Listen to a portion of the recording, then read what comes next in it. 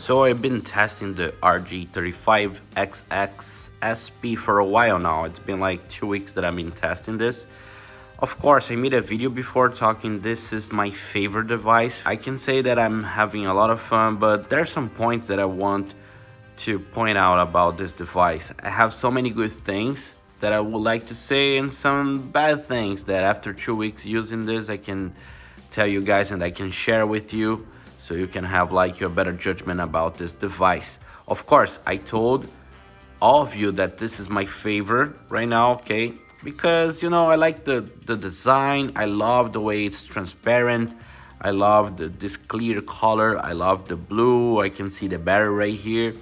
It looks like 2000s or 1999 old device, like the Nintendo Game Boy Advance SP, something that I could never afford in that time. But right now I think this is a really good deal. But today I'm gonna tell you all of the good things and also the bad things that I found on this device.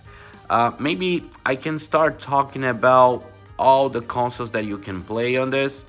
So you can play like the Sega Dreamcast, you can play PSP, you can play PlayStation 1, Super Nintendo, Mega Drive, 32X, Sega CD, PSP, Nintendo 64, Neo Geo, Game Boy Advance, of course, Game Boy Color, Game Boy, Game Gear, a lot of options like arcade games, even Pico 8 you can play here. So it's a lot of options that you can have on this device. Most of the games runs really smooth, but I have some things that I need to point out. I'm gonna say at once what was my problem. As you can see, the first console here is like the PSP, but I've been facing problems to run some of the games like the Tekken 5 or Tekken 6. It's really slow. I couldn't make it runs like perfectly. Also the Ridge Race, some of the titles of the PSP, it doesn't run like perfectly the way I thought it would be.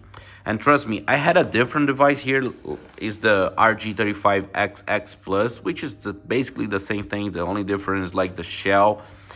But I have the same problem. I have the same situation. Maybe I know that maybe if I can make like a update or a firmware update, maybe some BIOS change, or I don't know, maybe something that I can't see right now, maybe it can run like smoother. But right now it's not running perfectly some of the games on a PSP.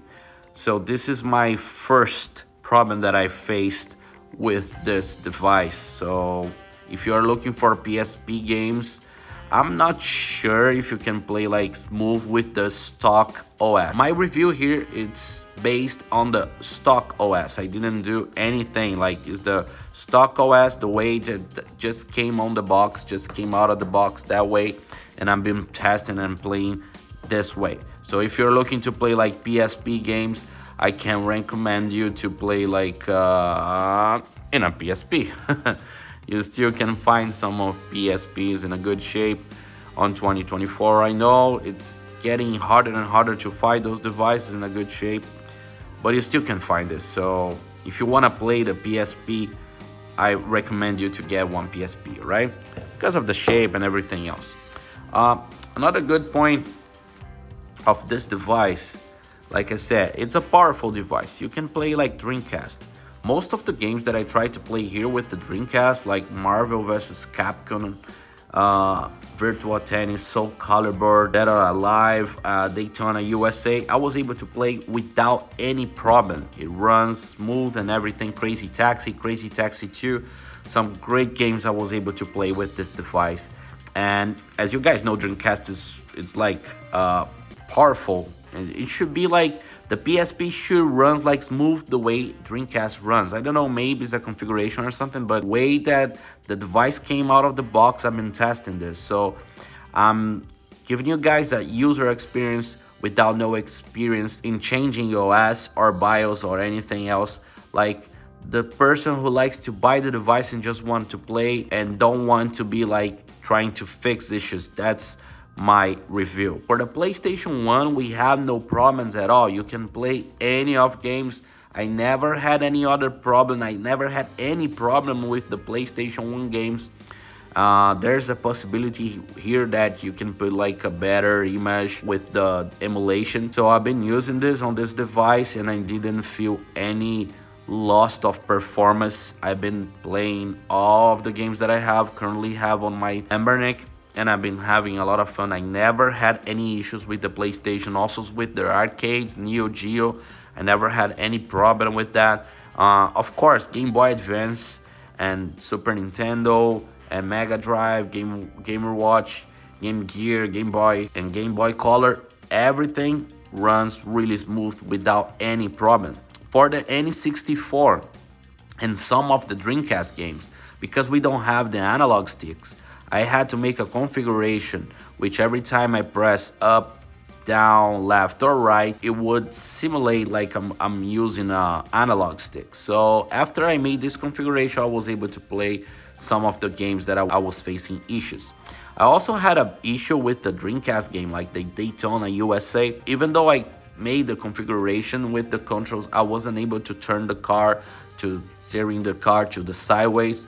I had to change the controller configuration with a different port. So after that, I was able to play smoothly and I didn't have any problem at all. Another thing that I would like to point out of this device is that you will have the possibility to plug on your TV with the HDMI. So you can buy a HDMI cable. This is I think it's a mini or micro, I'm not sure, I think it's mini. Then you can connect on your TV and you can play on your TV in a huge screen. Some other thing that you can do, you can also connect any controller with the Bluetooth. This little device, it has Bluetooth and Wi-Fi. So for the Wi-Fi, you can use the retro achievements. If you like to have achievements in your games, you can also link your account and you can have retro achievements while you're playing. And also with the Bluetooth, you can control the device and you can control the games. I had a little issue when I first made my first connection because I had to make some configurations with the device. But trust me, it's not that hard to make the configurations here. It's something that you can easily do. And also, you can find some tutorials on the internet. And if you guys want, I can make a video talking about it. But I want to be honest with you. Sometimes some of the controller configurations will conflict with some configurations for the device. So it happens to me, like maybe it was me again, maybe I'm not that smart. I had problems when I was trying to control the device using these buttons here after I turned it off the Bluetooth controller. So I had to reset all the configurations in order to play any game. So this is another issue that I had, and to be honest, I was really upset with that. But maybe again, this is something, maybe it's me, some other people, maybe they will not find the same situation. I need to tell you something that I wasn't expecting at all. So because this device is like a portable device, I just got like a regular headphone, you know, like a regular one, real simple. And then I tried to connect with the headset port here, and the sound, it's really low and poor quality. So when you are playing on the device, the sound of the speakers are fine, okay? It's just fine. It's nothing like, oh, beyond the imagination, but it's fine, all right? Gets the job done. But when you plug any other earplugs, the sound is terrible. It's too low. The quality, it's really cheap, and I didn't like it. So I'm not playing with the earplugs anymore. So this is another thing that I would like to point out of all of you. It's good to say that we have two SD card ports. You can configure your OS in one SD card, and the other SD card you can put your games on it. So it's really nice. It's also good to point out that after 1 hour playing this device, your hand will feel like a little, it's not that comfortable as I thought it would be. Of course, more than 1 hour is too much, but I try to play, I'm playing Chrono Trigger here and I've been having a lot of fun. But if you try to play like the Marvel vs. Capcom or the King of Fighters 97 or 98, whatever the game you're trying to play, like fighting games, which require a little more of the movements here, and sometimes like the Marvel vs. Capcom, you need to use this button right here. So sometimes it's like it's not that comfortable. I just want to point out like that it's not that comfortable the way that I thought it would be.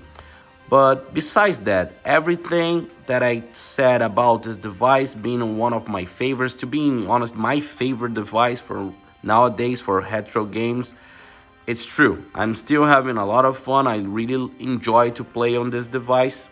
But as any other device of any other video games, we're gonna have some failures. We're gonna have some things that is not as good as we think. But I just wanted to point out all of you, if you're still interested in get one of these, I highly recommend it. I just want to make sure you guys know everything about it, the good points and also the bad points. I'm Rob from Geek Play Games, and I hope you have enjoyed this video. See you next time.